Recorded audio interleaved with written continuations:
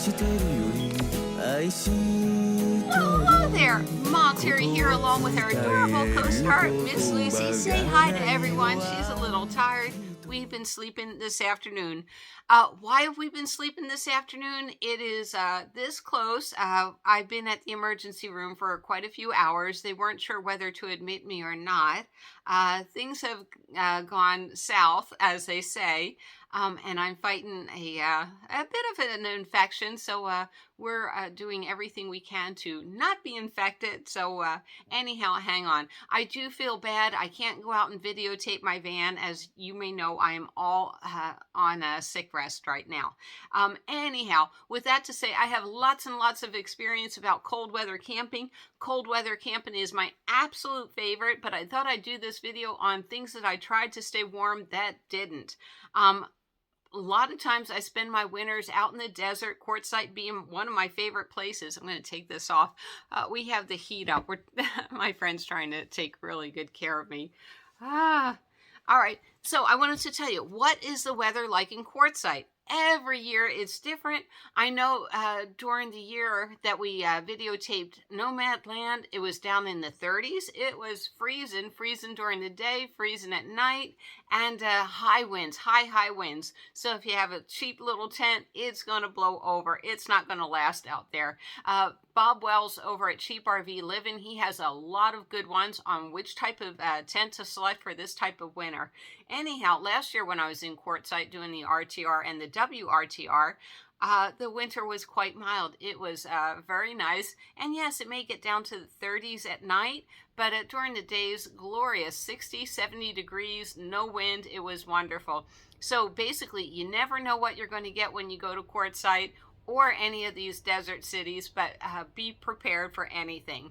I love winter camping because we have that great sun without the heat. That means I only have to charge up the one battery for my refrigerator. So yay, a lot less battery maintenance.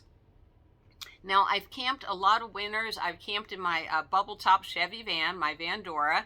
What was it, a 1500? That was cool.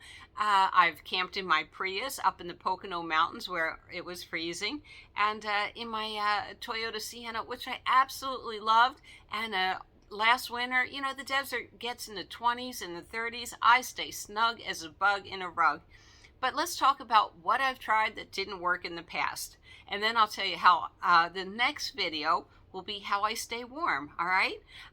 So, you know, I'll give you a brief introduction. So when I met Bob back in the day, he invited me over to lunch inside his van. That's when he had the big white van, and it was really nice. And it got a little chilly outside, and it got chilly inside. And all Bob did was he walked over to his stove, and he lit it, for about a minute. And within a minute, the whole interior of the van was warm. And so good insulation is the key. Do I have good insulation in my Toyota Sienna? No, I do not, but next video I'll show you how I insulate it for the winter. It's really, really quick. Okay, so with a little bit of insulation, it goes a long way. I also had, I've had a few of the different types of the Mr. Buddy heater, little heaters like that. I hated them. I did. You know, one of them, it was so easy to tip over.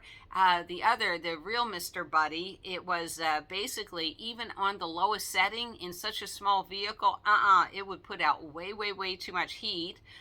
The Mr. Buddy takes up space, or as I like to call it, wheel estate. So there was no way a Mr. Buddy was going to work for me. Even though maybe if I had a much bigger vehicle to keep cool, it would have been better, or, you know, just keep turning it on, turning it off. I just didn't like it. To me, I considered it a hazard being in my vehicle. A lot of people love them. You know, it's up to you. So there's other things like you can plug in a small heater. I don't have that much batteries, you know, saved up, even though, you know, I could put out a lot of solar panels and everything. I'm not into battery maintenance. I'm not into it at all. And last but not least, a lot of people have tried electric blankets. I've tried that. Still, you know, it gets to be a drain, and I don't want to go to sleep at night, worried about whether, you know, I'm going to catch fire, or, you know, I don't leave any appliances on while I'm asleep at night. So there you have it. There's a rundown of things that I've tried. things that I just wasn't happy with. All right, so my next video will be tomorrow morning at how to stay super duper warm, how I do it, and I do it all with a little crackle candle that I light for a couple of minutes, my own way of doing the insulation in the vehicle. I stay so warm. It can be 30 degrees out night, and I love the winter. In fact, you know, when I'm over at the casinos and camping, I pull over into my campsite 5 o'clock at night, 6 o'clock at night. I crack my windows a little bit, and it's so wonderful outside. I'm in my vehicle beating all night, making jewelry and everything, staying cool. And then once it's about 10 o'clock, when it gets really, really cold, I just put up my little blankets, and I'll tell you about that. And, you know, what I do is I create this little chamber where me and Lucy live, and we stay snug as a bug in a rug. The front of the cab is very, very cold when we wake up in the morning, but I don't care about that. I just care about my sleeping area. All right, come here, Lucy. All right. All right, I hope to see everybody down the road, don't we, Miss Lucy? I am so jealous for those of you that get to go out camping. I'm like, I want to be in courtside right now. That's where all the action is. But I am going to take care of my health. All right, see you all down the road.